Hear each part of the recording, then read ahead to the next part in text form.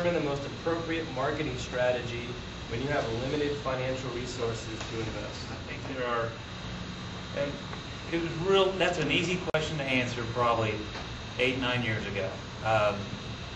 And I mean it. It is so recent, and it changes so quick. You know, what was the question again? How to determine the most appropriate marketing strategy when you have limited financial resources. I mean, I think we've covered it in so many of our answers already. I don't like that question, but this is where I was going with the end in mind, because most technology is B2B, and you learn so much from sales, and you know what the obstacles are. So the best marketing strategy is overcome those obstacles in a way that can be communicated in the most broad and, I guess, sustained way over a period of time. What I hate are marketing programs which you put a lot of effort into, you launch it, and the impact of it stops right there. You know, this was at Dell with their advertising.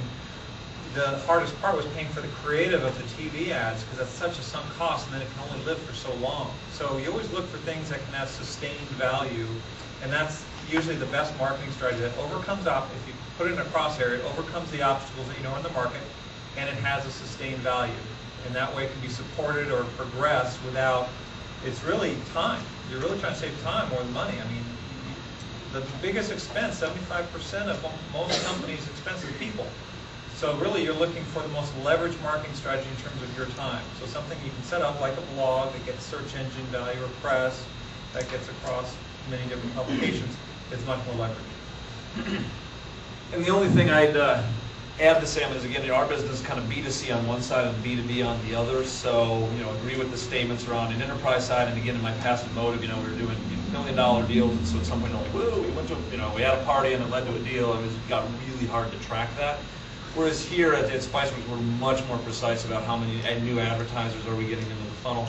On the consumer side, though, you know, we're adding 1,000 new users a day, and sort of move the needle there by going to an event or, you know, a bunch of other places. Like, it just doesn't even make sense. I have to do so much online, and obviously Google's, you know, it can be fantastic, and all the analytics, and you know, you can get obsessed in it. But there's also, you know, I've noticed, you know, it's a bit more of an art sometimes to go, okay, well, we were running those display ads, and we saw a jump over. Not everything can be perfectly correlated.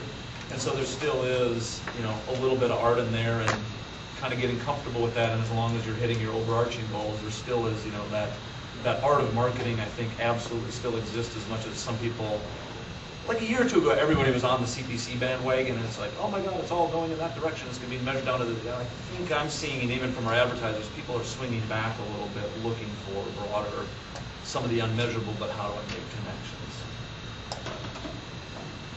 The only thing I would add to that is just what I said earlier about thinking about where your audience is. And I've had companies come to me and say, we want to hire a PR agency, but they might not be at the right stage to hire a PR agency, and we've actually said, no, we think you might be better off not doing that right now, or hiring consultants like Hayden and Carl, who do a wonderful job, or maybe it's even not spending that small budget right now and waiting until you do have the momentum and more budget that you could spend on something. So just really thinking about who's your audience and how are you going to get to them. And if your audience is not there, that's going to be a waste of money. And then the second point is just to, if there are things that can be repurposed for a number of different activities, whether it's for an internal audience or for if it's something that is a case study that you could then use on a website, then use on a blog, then use in collateral. So thinking about multi-purpose uses for some of the things you might choose to do. And even though I still don't like the question, I'll add on to a few things here. I mean, especially in the context of guerrilla marketing, your guerrilla marketing gives you this more with less immediate punch. You see that, and honestly, that's because often it's tied to some live experience. It's tied to something that is only going to happen one time. Again, that's where I go back to saying, make sure you capture the content and it lives on. Make sure that any of the assets that are used for that are assets that you can leverage and you can amortize over the course of the coming quarters. But honestly, it's going back to sustaining lift over the course of a period of time is back to one of the previous answers, is if you're going to focus on just those critical, strategic, early adopters or first clients that are going to be the best ones for you revenue-wise and strategically in your portfolio, is to look at everything quarter by quarter and understand how you're going to have to tweak your message, but always providing the medium. Again, if it's a blog, if it's something that happens online, you're getting feedback, you're getting directional data on how that message will change over time. So again, it's understanding when you look at in the context of guerrilla marketing, hey, we're going to go do this thing at the next trade show, we're going to do this thing in Times Square.